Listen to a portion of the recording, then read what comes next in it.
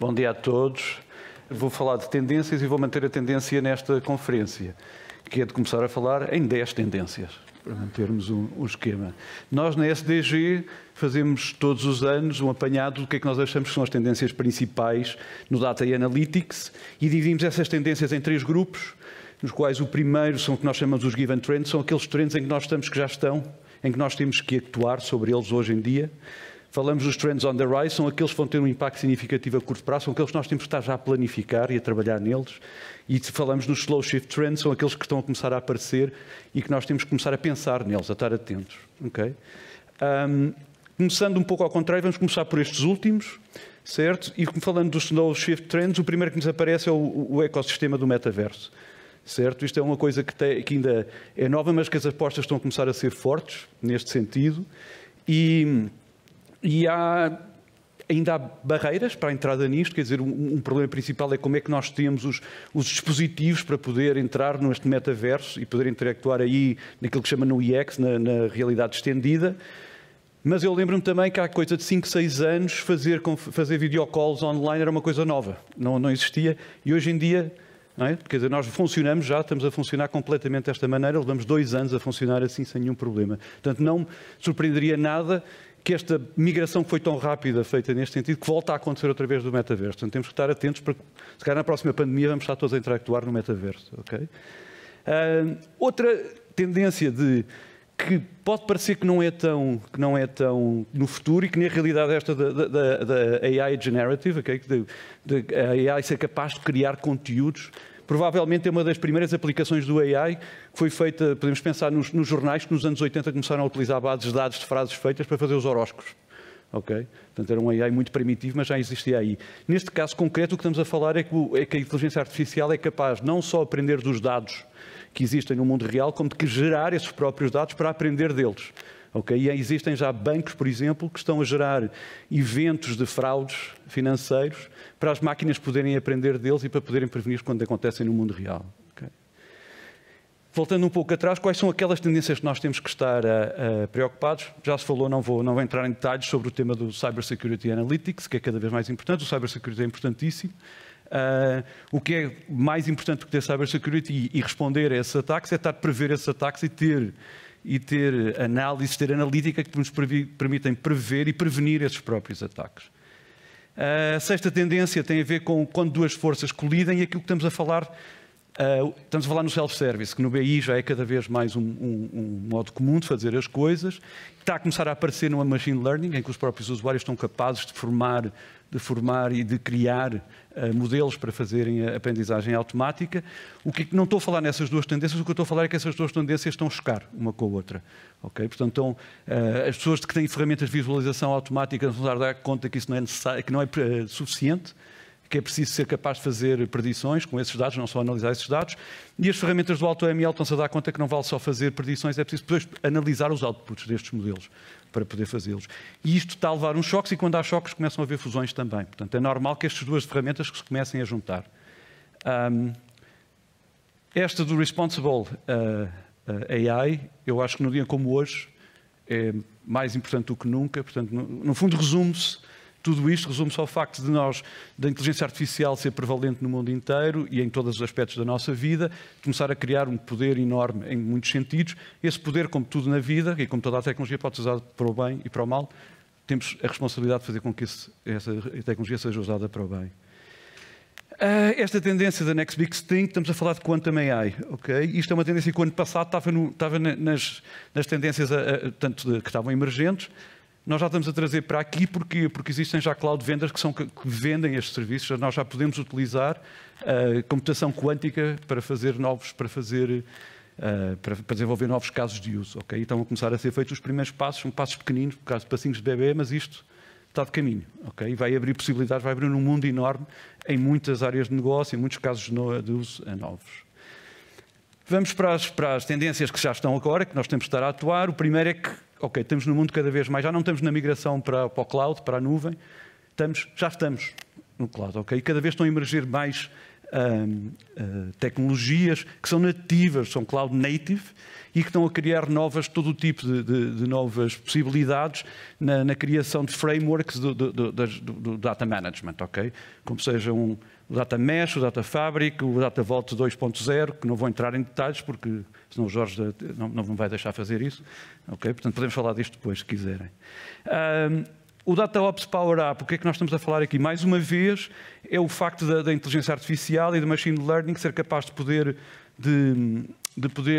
fazer um boost-up das nossas capacidades do data management e de automatizar essas mesmas capacidades de data management. Okay?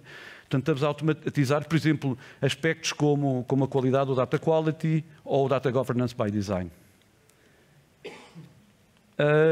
Uma mudança de paradigma que já foi falada aqui, não vou parar muito nisto.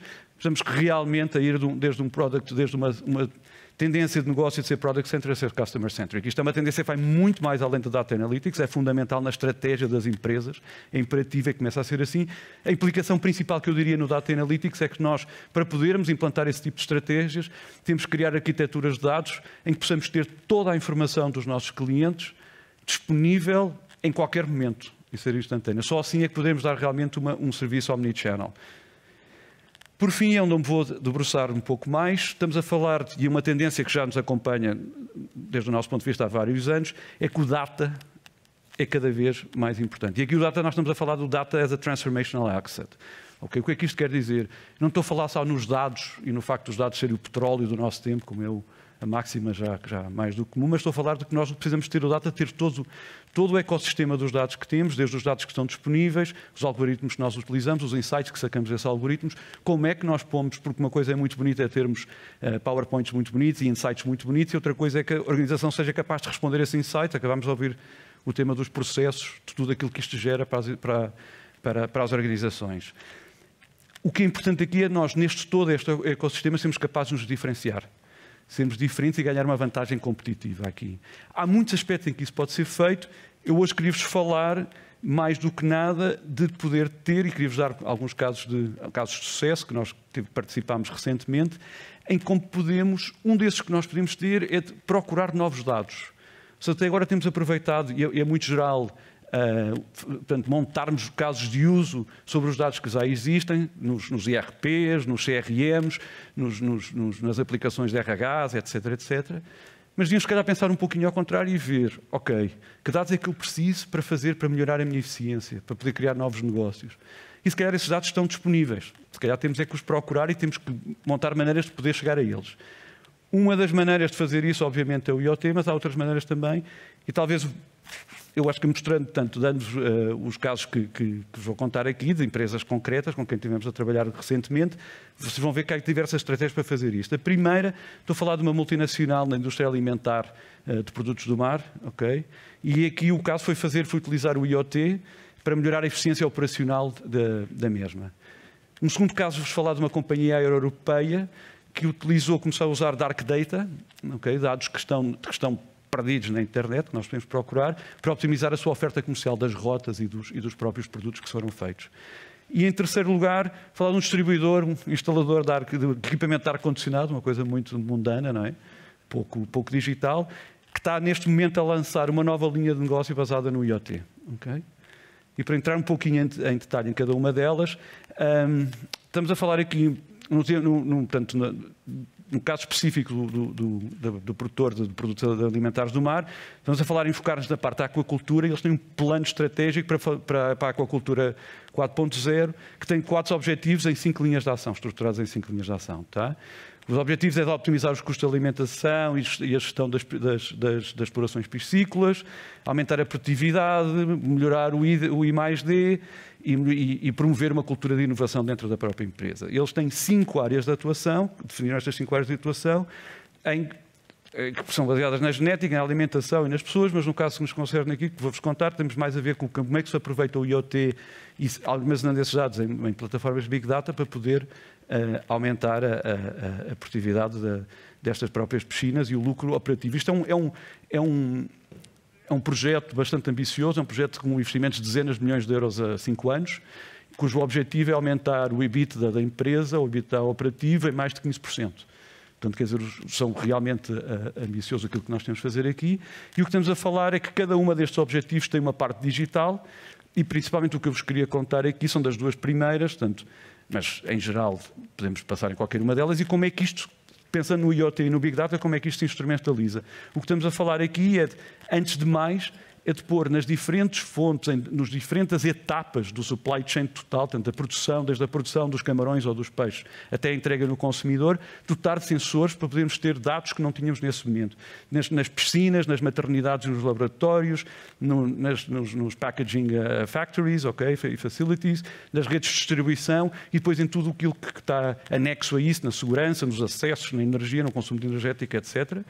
Instalar sensores em todos eles, cujos dados são transferidos por uma parte para um centro de operações remoto onde se tem o controle total daquilo que está a passar e que se pode atuar no momento sobre qualquer problema que possa ter em qualquer uma destas fases da cadeia de produção. E também para uma plataforma de Big Data onde todos estes dados são analisados e são consumidos em analítica e em modelos de inteligência artificial para poder gerar novos casos de uso.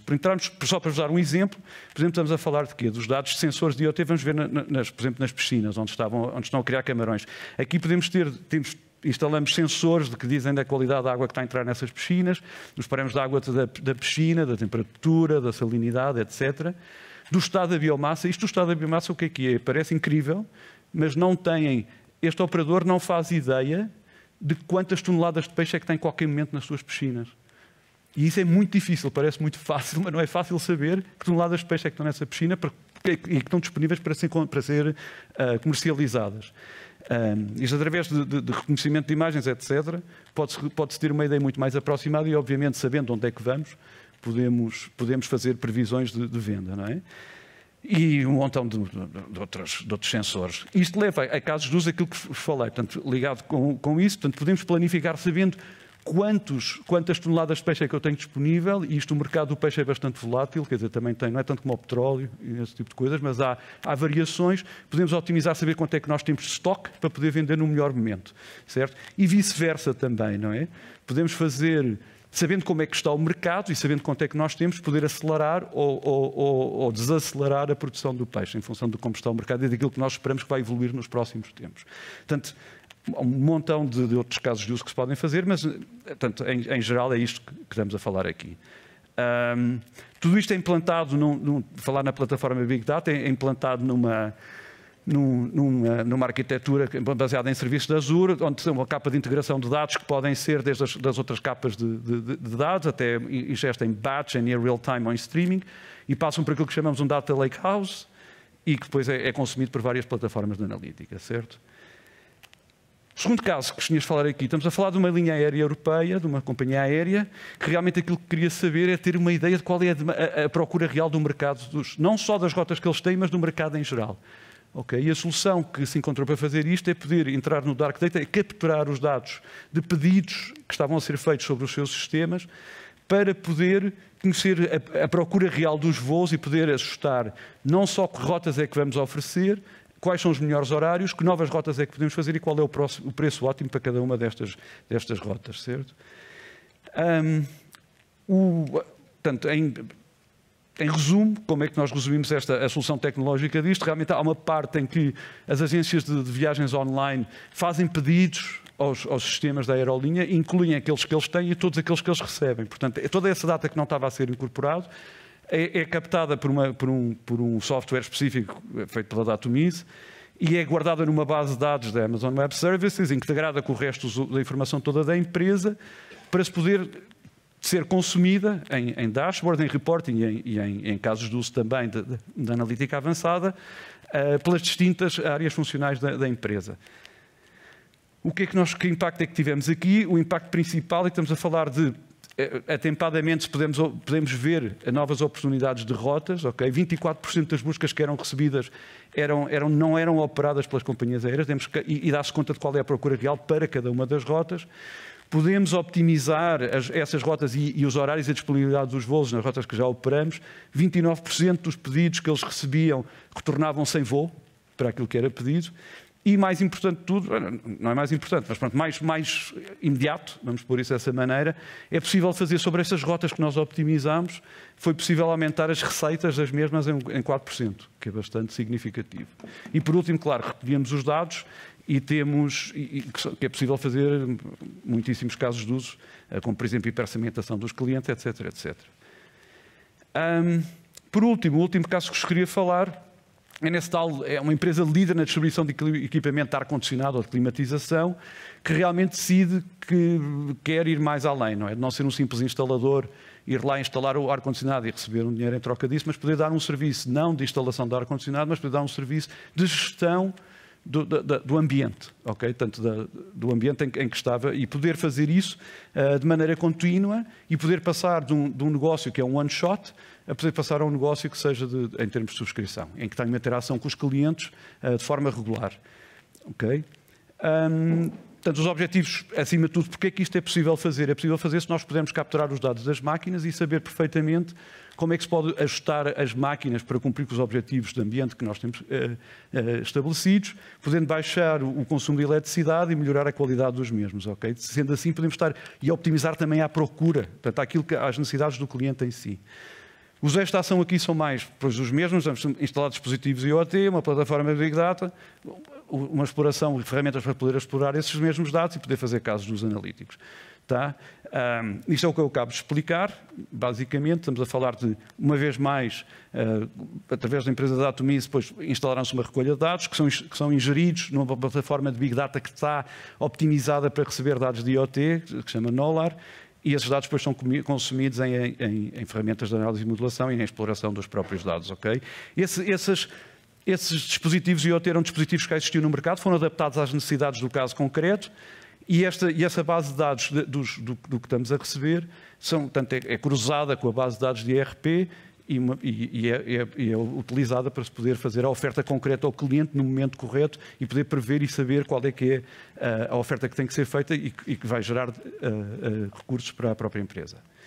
Cabe já, estou quase a acabar, só como último, o desafio aqui é de nós pensarmos não em que dados é que nós temos e o que é que podemos fazer e como é que nós gerimos os dados que nós temos, mas é pensar que dados é que eu preciso para fazer um novo negócio, que dados é que eu preciso para aumentar a eficiência da minha própria empresa. Se vocês pensarem nisso primeiro, vão se surpreender em que vão encontrá-los, talvez não nos vossos data warehouses que têm atualmente, mas andam por aí. E é possível consegui-los. Tá? Obrigado. Carlos, muito obrigado. Fica a tempo. Muito obrigado. Apanha ali, não é? Peço então aos membros aqui do painel, participantes aqui do painel, que se juntem a mim. Carlos, muito obrigado, uma apresentação muito interessante.